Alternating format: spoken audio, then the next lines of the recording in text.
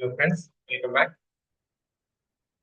This video we'll be discussing some more critical reasoning questions that are generally useful to you in your RC section of CAT and other management entrance examinations. We have already discussed around 19 exercises containing around 90 questions on critical reasoning that will be that are supposed to hone your skills on logical abilities. And as I have already told you many times, in your ARC section, you need two important skills. One is your logic, reading comprehension, reading speed, etc. Vocabulary, all these things are coming under your reading comprehension. Second one is your logical skills. Are able to judiciously combine these two skills, you will be able to answer the reading comprehension questions without too much of an issue. Otherwise, you might have a lot of problems either in comprehending the passage clearly if your English proficiency is not that good. And even if your English proficiency is good and you are able to comprehend the passage, sometimes you may not be able to arrive at the correct answers if your logical skills are not good. And logical skills can be developed years practice of these kind of critical reasoning questions. That is why I give a lot of emphasis on critical reasoning questions. Apart from the reading comprehension skill, that is a long-term skill that we have already discussed.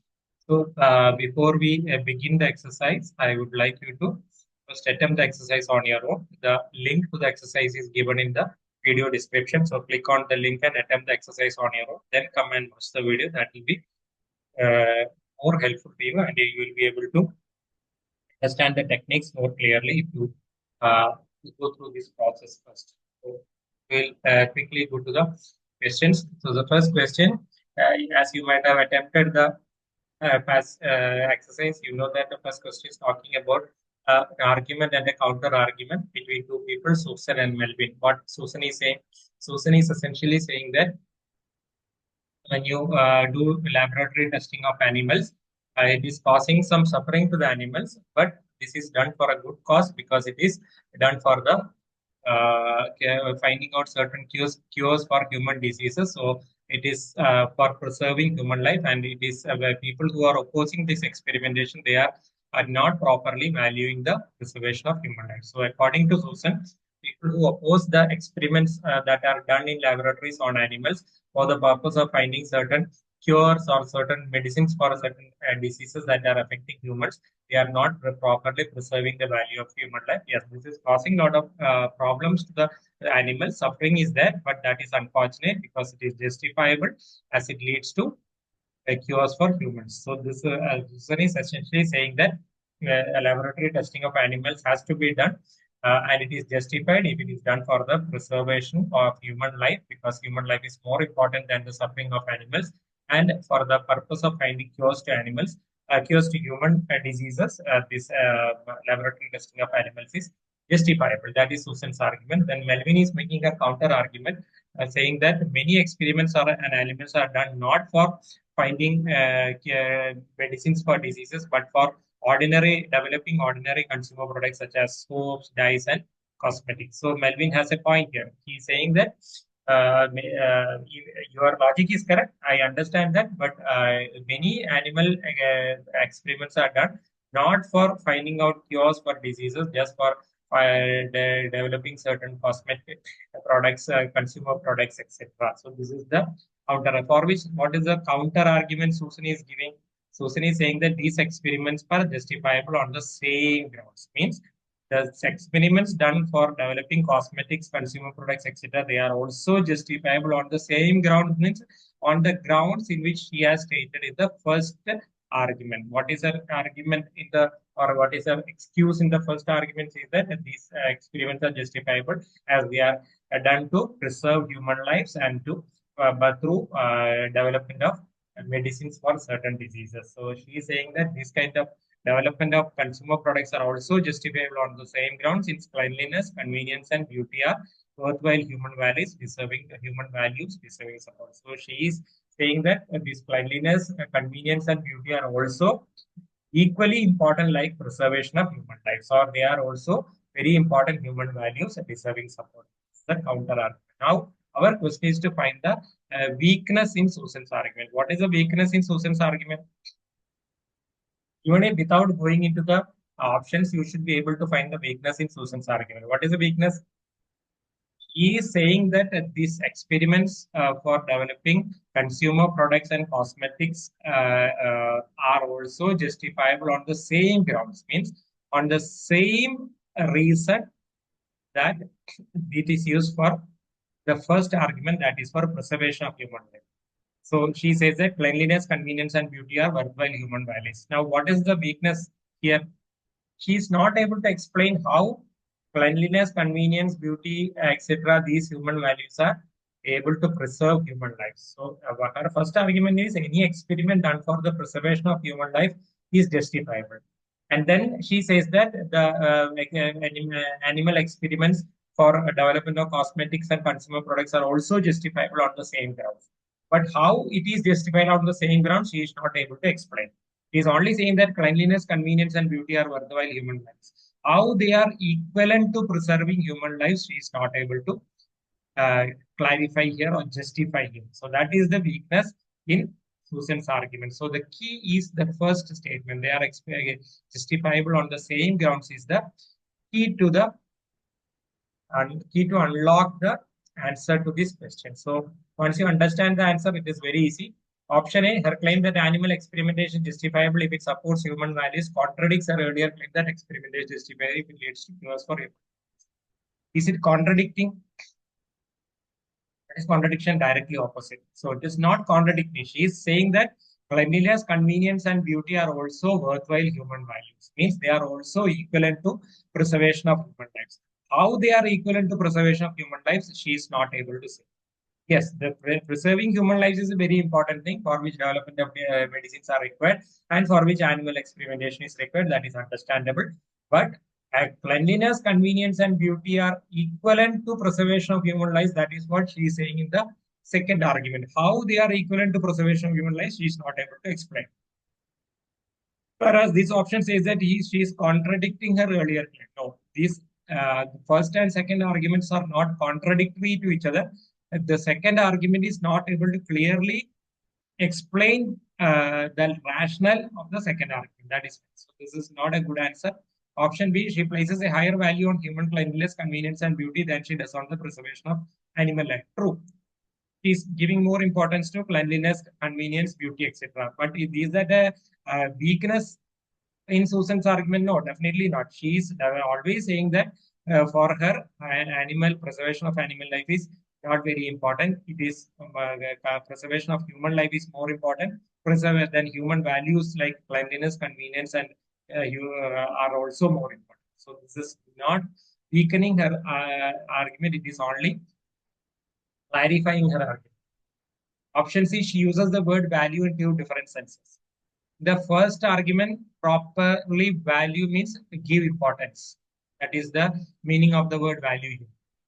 Here, worthwhile human values means worthwhile human characteristics or traits.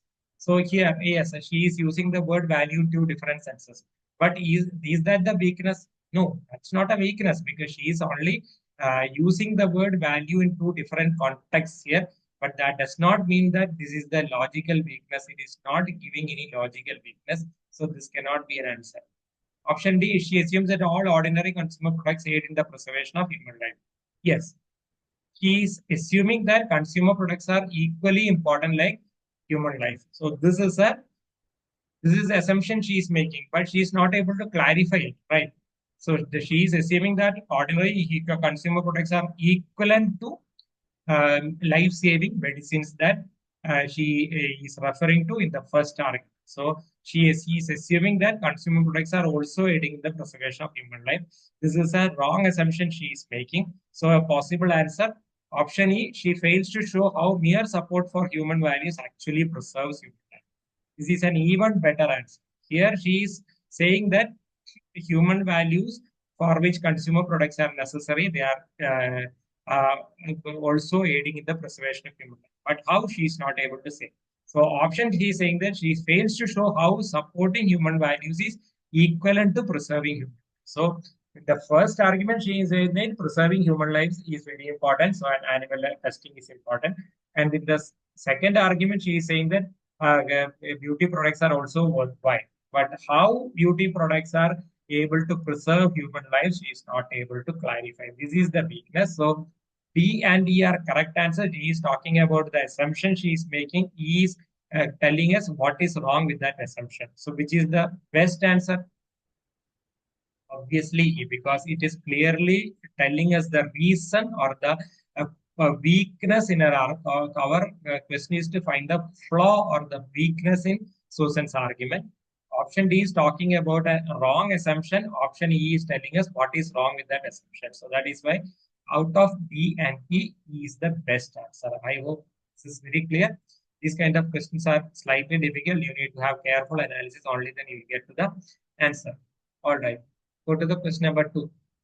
So question number two is basically talking about a city official stating that sodium monofluoride, which is a chemical that is present in toothpaste, etc., it is more dangerous or toxic or poisonous than lead. And there are a lot of warnings on toothpaste saying that if you consume more sodium monofluoride, you should definitely go to a doctor or consult a physician, etc., etc. All these things are there, but nobody is bothered about these warnings. Nobody reads these warnings, but there has been no cases of sodium monofluoride poisoning or toothpaste poisoning. Nobody has been reported to have been poisoned by ingesting some toothpaste or something like that. And then he is saying that some people are opposing the city council's plan to treat water with sodium monofluoride. And these people are citing the warnings on the back of toothpaste tubes advising the user to contact a poison control center. So basically, the city official is saying that there are certain people who are opposing the city council's plan to treat water with water supply to be cleansed or purified using sodium monofluoride. Some people are opposing it, talk is citing the warnings that are given on toothpaste containing sodium monofluoride. But what is the argument of the city official? He says that even though there is a lot of warning given on the packets of toothpaste talking about sodium monofluoride being poisonous and contacting health officials, etc., etc., nobody has read these warnings and nobody has ever been hospitalized or no cases of sodium monofluoride poisoning has been reported. So this is the passage. Now, what is the question? Question is the passage is structured to lead to which of the following conclusion? What is the conclusion that we can get from the passage? What is the city official aiming to say or aiming to indicate by talking about this? He's saying that these people who are opposing treatment of water with sodium monofluoride, their opposition is just meaningless because even though sodium monofluoride is more poisonous than lead, there have been no cases of poisoning of sodium monofluoride. So that is why this opposition by the people regarding the treatment of water with sodium monofluoride is a pointless opposition or a baseless opposition. There is no harm in treating water with sodium monofluoride, just like there is no harm in sodium monofluoride in toothpaste. There is absolutely no harm in treating water with sodium monofluoride. This is what the city official wants to say. Once you understand that, your answer becomes very, very easy. Option A, sodium monofluoride warning on toothpaste tube should be more conspicuous. Means they should be given in more bold letters. Is this what the city official wants to say? The city official himself says that there is no case of sodium monofluoride poisoning. So he will never say that it should be given in more bold letters. So this is not what the city official wants to conclude. Option B, fluoride in toothpaste is not as toxic as warnings on toothpaste use will lead users to believe. Yes, this is something correct because it is fluoride in toothpaste is not very poisonous. Even though there are a lot of warnings on toothpaste tubes, this sodium fluoride is not that poisonous. That is the understanding. But the passage is leading to this conclusion. This is only a supplementary conclusion. What is the main conclusion? Main conclusion is regarding treatment of water. This conclusion is also a supplementary conclusion. or this is something that we can understand from the passage, that is, so monofluoride is not very toxic. But is this the main conclusion? No. But still, we will keep it as in your mind as a possible answer. Option C, neither fluoridated water nor fluoridated toothpaste contains lead. No, we cannot make this conclusion because it says that this it has been more toxic than lead. Whether it contains lead or not, this is not given in the passage. Whether monofluoride is containing lead or not, we do not know. So this is why this cannot be a answer. Option D, suppliers of public water treated with sodium monochloride should not be required to warn their customers about its toxicity. That means there is no need to warn the people regarding the presence of sodium monofluoride in water. This is what the conclusion is as per this. No, the conclusion is not regarding whether people should be warned about sodium monofluoride in water or not. The passage is not stating that the sodium monofluoride in toothpaste, there should not be any warning on toothpaste tubes and all. So similarly, the city official will not be saying that the sodium monofluoride presence in water should not be told to the people and all. So he will not be making that conclusion wrong. Fluoridated water is not as toxic as those who oppose treating water with sodium chloride might claim. Yes. This is the what the conclusion or the passage is aimed to argue. The argument in the passage is that there are people who oppose water treatment with sodium monofluoride, quoting the toothpaste example, but nobody has had ever been poisoned using using toothpaste containing sodium monofluoride, meaning sodium monofluoride in toothpaste are not very toxic. Similarly, sodium monofluoride in treated water will not be as toxic as the people are claiming. So this is the clear answer. So out of B and E, this is the best conclusion for which the passage is structured. Means the passage, the purpose of the passage is to make this argument, not this argument. This is only a supplementary argument. So you will not be having this as an answer. Option E will be your answer. All right. The third question is about cities having very dense population, and since the population is very high, there will be high ratio of police officers to citizens. Also means more police officers will be present in the city, so the ratio of police officers to citizens will be very high in cities with dense population. And such cities also have the lowest rates of property crime without contact between perpetrator and victim. What is this?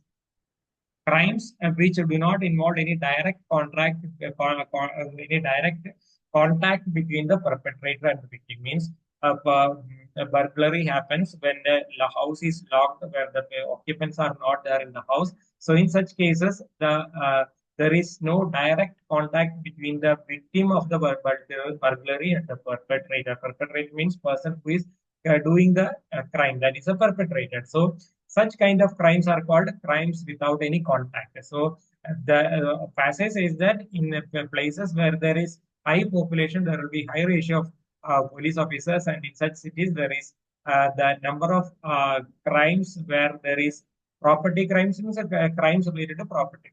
So where there is no contact between perpetrator and victim, such number of crimes are very low. So the what is the conclusion made in the passage? That maintaining a high ratio of police officers to citizens will reduce the certain kinds of property crimes. So the conclusion is that when you have high number of police officers to citizens, certain property crime means property crimes where there is no contact between the perpetrator and the victim, such crimes can be reduced. Now your question is, which is a weakness in the argument? So you have to find a weakness in the argument. So some of the argument, when there is dense population in a city, there will be more police officers to citizens. So when the ratio of police officers to citizens is high, there will be less number of property crimes. This is the conclusion. Now you have to find a weakness in the conclusion. Quality of the training that police receives varies from cities to cities. This is an irrelevant thing. We are not talking about the training or any cities to cities, the training varies, etc., etc. This is bringing in something that is not discussed in the passage. Any extraneous idea that is not a part of the passage generally cannot be used as a weakness. You have to find, when you want to find a weakness in the argument, you have to find a statement that weakens the facts in the argument. So, what is the fact in the argument? City with the densest population has highest ratio of police officers to citizens. That is a fact. So, anything that weakens this fact will be weakening your argument. Highest population density itself makes it difficult to commit a property that it involves no contract. Yes, this is a good answer. Why? The passage is saying that highest when there is high population, there will be more police officers. So the high ratio of police officers is the thing that prevents property crimes.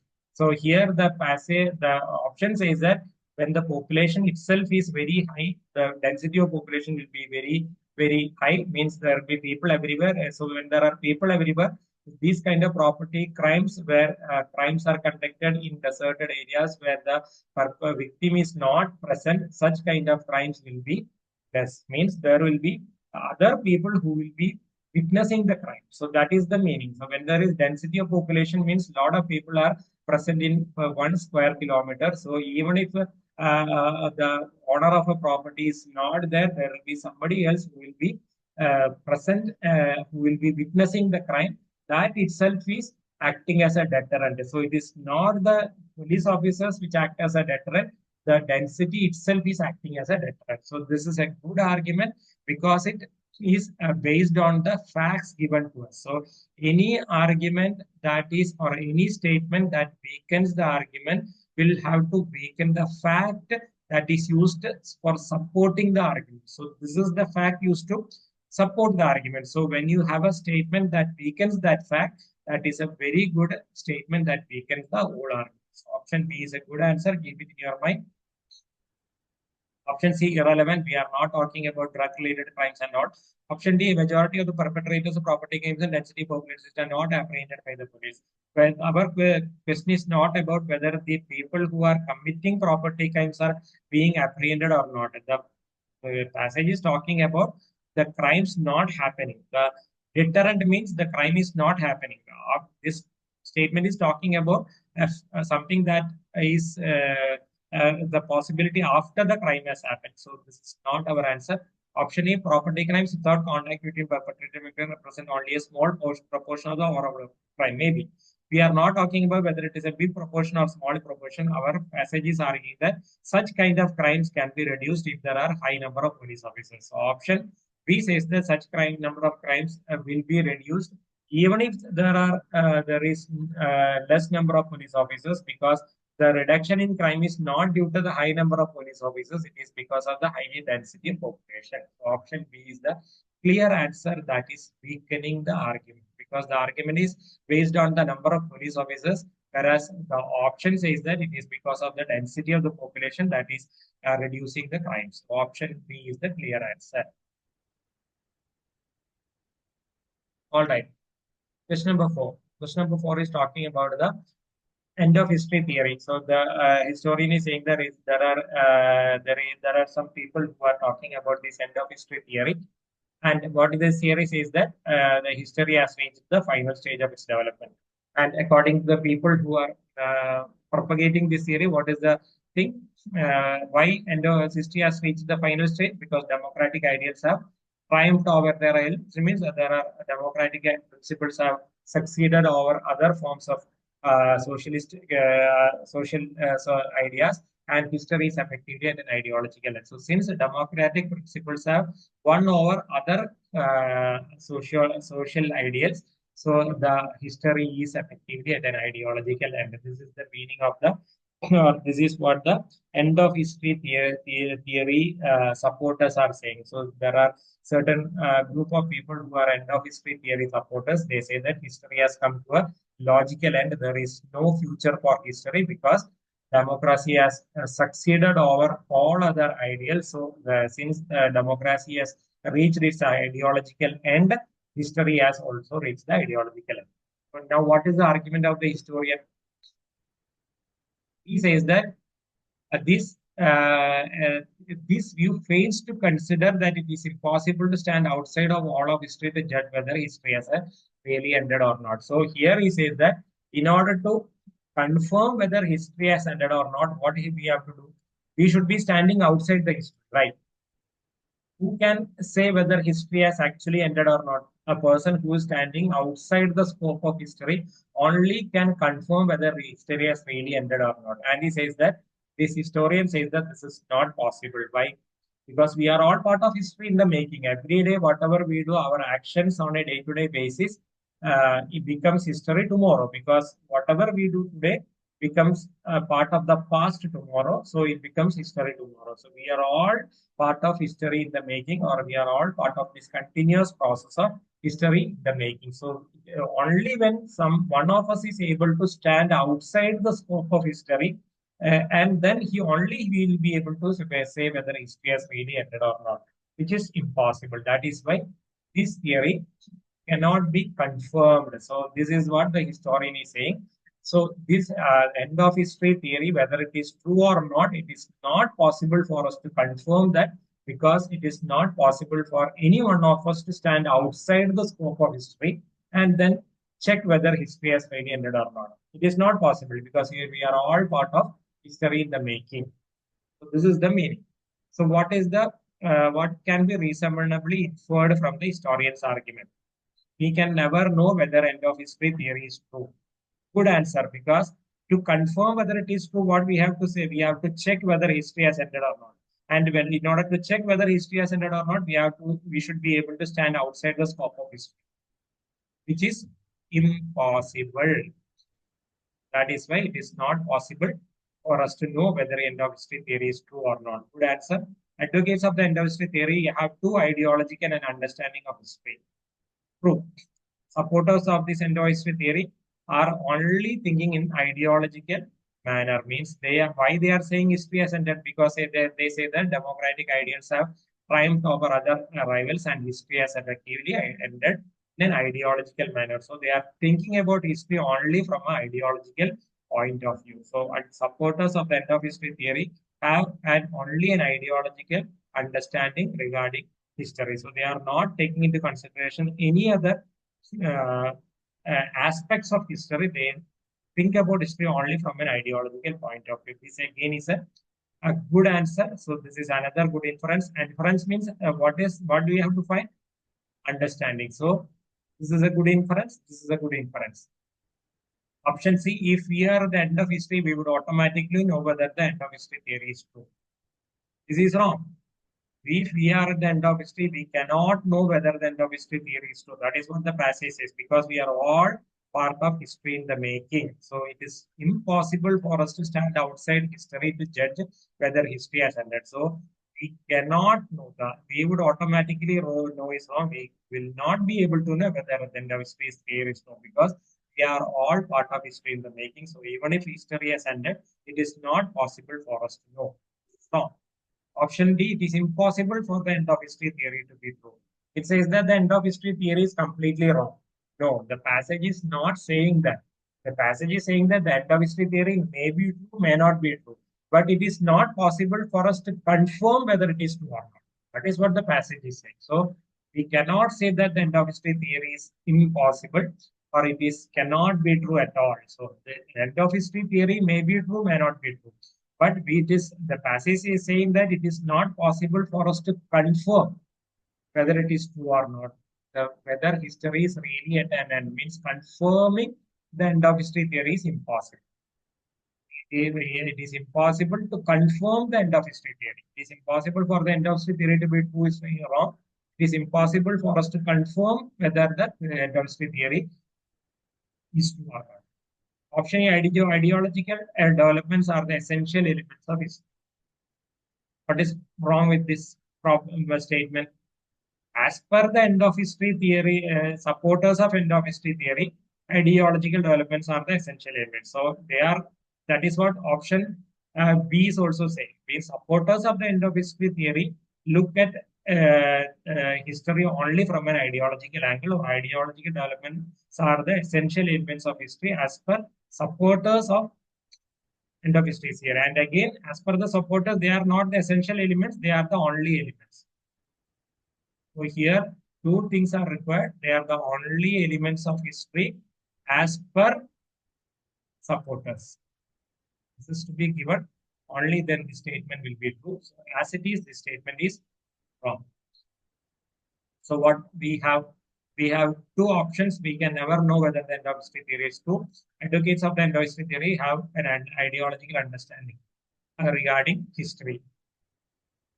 Two ideological and understanding of history. So they are thinking about history only from an ideological point of view. So which is the better answer? Most reasonable inference is something that is very clearly inferred is this one.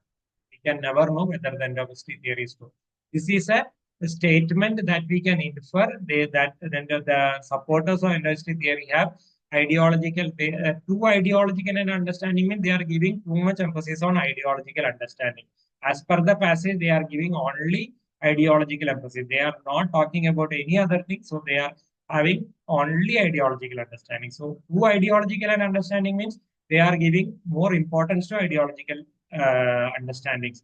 But as per the passage, they are giving only ideological excuses or ideological understandings regarding history. So this is it has some problem here, whereas this has absolutely no problem because it is very clearly stated that it is impossible for us to know whether end-of-history theory is true or not, as we are all part of the history. We cannot. So we have to stand outside the scope of history to check whether end-of-history theory is true or not. So option A is the clear answer.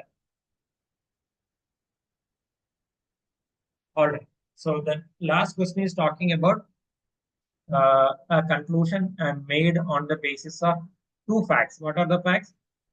Last year there was a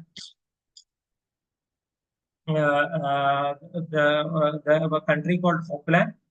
They are a world's major producer of rose plant. They exported 5 tons. And in the year before the last, their export was 2.75 tons. So almost doubled. The export of roses from Hopeland, a major producer of roses, doubled in 1 year. So the year before last, it was 2.75. And the last year, it was around 5 tons. And based on these two facts, there is a conclusion that there is a demand for roses is on an upward trend and it should be expected to keep increasing in the future. So what is the problem with this conclusion? That is the question, or which of the following statements seriously undermines or weakens the conclusion? So based on the increase in the export of roses in the last 2 years, the passage is concluding that the demand for roses is continuously increasing and it is expected to go up in the future also. And what is the which statement will weaken this conclusion? Always keep in mind any statement that is weakening the facts that is used to derive the conclusion that will definitely weaken the conclusion. So you have to look at the facts. Any statement that weakens the facts that is used to derive the conclusion will definitely be weakening the conclusion. This is a basic principle of critical reasoning. Option A, the demand in the international market for tulips produced in Hopland has not increased. We are talking about roses. The passage, the option is talking about something else that completely irrelevant. You can ignore it. So when something is not, that is not at all talked about in the passage, it is given as an option, you can ignore it. Option B, no new export markets have opened up in the last few years. Means what? There are no new markets for Hoopland roses, means the existing markets itself demand has increased, means this is actually supporting the conclusion. So they have not found any new export markets country of Hoopland. So the same export markets, the demand has increased. So this is actually supporting the conclusion that the demand for roses from the existing markets has increased and it should be expected to keep increasing. So that is why this is not our answer. It is supporting the conclusion. We need something that weakens the conclusion. Option C, it is generally very difficult to predict the actual demand of roses in the international market in a given year. So what this statement is doing, it is weakening the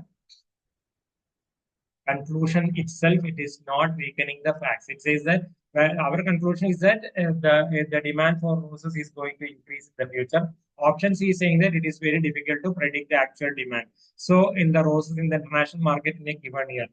But this conclusion is not just by blindly predicting. On the basis of these facts, it is predicting. So this statement is not a good answer because it is only weakening the uh, conclusion. It is not weakening the facts used in the passage. Any statement that weakens the facts used in the passage will definitely weaken the conclusion. That is why this cannot be a good answer because it is a blind statement saying that the conclusion is wrong. It is not giving you any reason for the conclusion being wrong, whereas the passage gives you very good reason for how the conclusion is arrived at. So it only says that it is difficult to make such a conclusion. So this is actually a plain statement without any logic. So that is why it cannot be taken as a good answer. Option D, for the first statement in nearly a decade, Roseland, the largest exporter of roses in the international market, suffered an unexpected infestation on its rose plantations last year. What is the meaning here? Last year, what happened? Last year, another country called Roseland, which is the largest exporter of roses in the international market. So Hopeland is not the largest exporter. It is one of the world's major producers. Whereas Roseland, another country, is the largest exporter. And last year, what happened? There was a problem. Infestation means some kind of germs got into the roses in that country's rose plantations, as a result of which their roses could not be exported, or there was a slump in the production of roses from Roseland, the largest exporter. So, in such case, what will happen? The other major exporters will have more business. That is why they got this. Oakland got double the business, 5 times. So this happened. Both things happened last year, right? So the largest exporter, their production decreased last year, as a result of which there was an increased demand of roses from the other major exporter, Hoopland. That is why this trend increase is explained with the help of another fact. So what does it mean? It means that this year this need not be there. This year, Roseland might have recovered from that infestation, so they will return back to their